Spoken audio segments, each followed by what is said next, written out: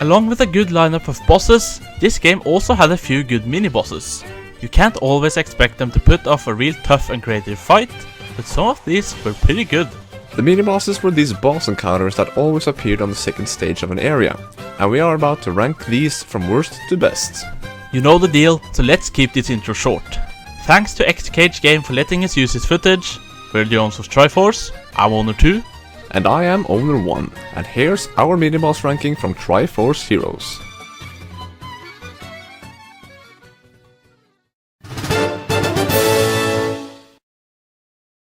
We start off by ranking the first mini-boss in the game, the Electric Blob King, at the bottom. Generally, he's a big buzz blob with the power of electricity, and wears a cute little crown, because, you know, he's a king. He moves very slowly and isn't a huge threat by himself, but he can use some really intense electrical attacks. However, they're really easy to avoid. The point is to stack up and shoot arrows at the core in its head. After a few hits, it will take a more regular form of a buzz blob, which lets the core reach a higher point, which then needs all links to stack up and attack. The boss is very simple looking and in terms of combat, and is also pretty easy to defeat, so he's a clear candidate for the bottom spot.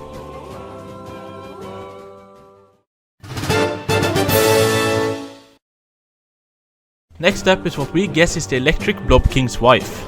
The Electric Blob Queen is very similar, as the only differences here are that she's a female, she's pink, and wears a cute tiara. Oh, and the battle takes place in a puddle of water.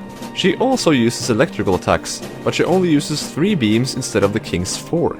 This battle is a bit tougher, as the electricity touches the water, which needs you to stay out of it. The tactic here is also to shoot the core in her head. The battle is already a bit more interesting with the water that you need to swim in if you want to get close to her. And of course the electricity and water combination. But a little fun thing is that you have to get her up from underwater by using the water rod. She might even require you to get even higher than the 3-man totem pole. She's a bit more challenging than her husband, which makes her rank above him.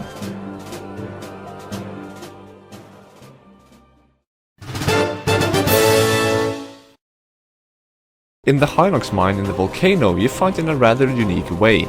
You don't take the boss head on like most bosses, but you fight them using each your own carts on rails.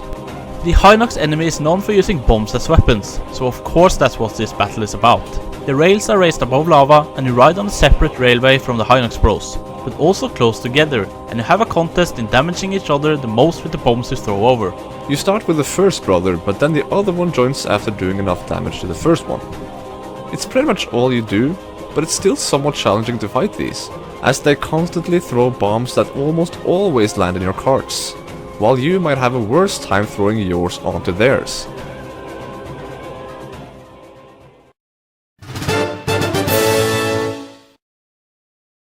But we found the encounter with the HINOX bros in the bomb storage in the fortress better. The HINOX bros didn't offer us fantastic battles, but this one was a bit more funnier, a bit more challenging, and they even brought in a third brother.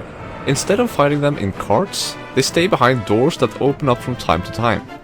The gap between these doors and the platform you stand on is too wide for you to throw the bombs, so they have to be blown to the other side with a gust jar. This battle is more hectic because of that, and the fact that the doors close before they move to other doors. They also throw multiple bombs, so being able to blow a bomb back at them while avoiding the explosions from others isn't always easy.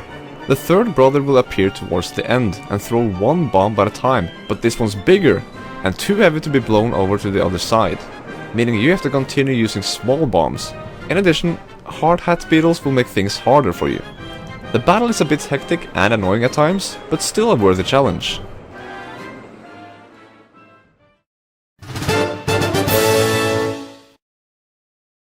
So, in terms of appearance, this fat vulture does not impress us in any way, but it's how the battle is fought that makes it appear this high on the list.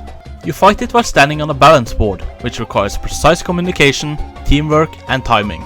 The battle isn't really that complicated, as you just need to survive on the platform while stunning the vulture and then attack it. The vulture will fly and land onto platforms on each side to use attacks that will blow you off the platform, and it'll sometimes drop weights onto the platform to make you fall down. There really isn't all that much else to it, but we thought it was a lot of fun to cooperate in order to keep the balance of the board so we could take it down.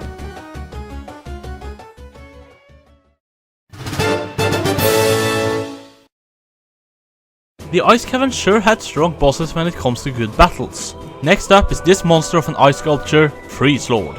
While it sure spends a lot of time just spinning around, it also has an ice-cold breath to attack with, which also puts out the fire in the torches around it, leaving out the chance to use a boomerang to damage it through the fire.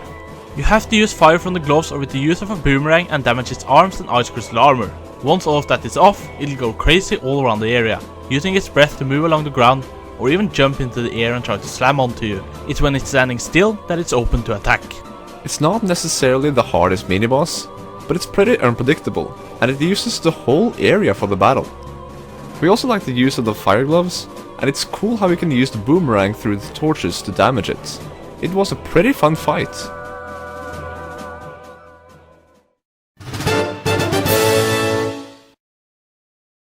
With inspirations from previous battles against Vati comes GIGALEON in at second place. While certainly weird looking, being a flying disc with a mouth on one side and an eyeball on the other, battle is pretty similar to Vati in the way that you have to use wind that blow upwards and have bombs go along with it to damage the boss in the air.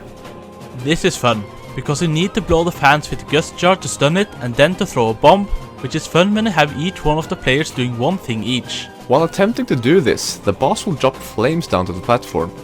As for the second phase, he'll remove the platforms with bombs and flip itself so that the eye is vulnerable. Instead of throwing bombs, you now need to throw one of the links into the wind and have him land on top of the disc and damage the eye. We enjoyed the co-op here, and the battle turned out to be really fun while familiar.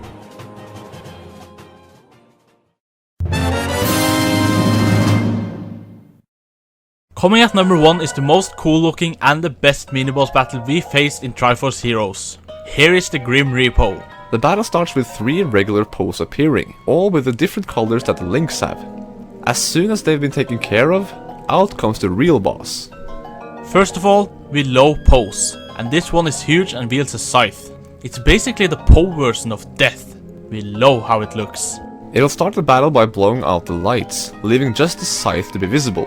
While avoiding the occasional spinning scythe, all the torches need to be lit again in order to make the Grim Repo visible. When it's visible, you have to use the gust jar to stun it, and make its pendant vulnerable, as it seems that's the source of life it carries around. This process will repeat again, but the Grim Repo will just elevate, needing you to make a totem pole the next time you attack it. Awesome appearance, good atmosphere and surroundings, light and darkness, the use of the totem pole, all of this made the Grim Repo our favorite mini-boss in Triforce Heroes.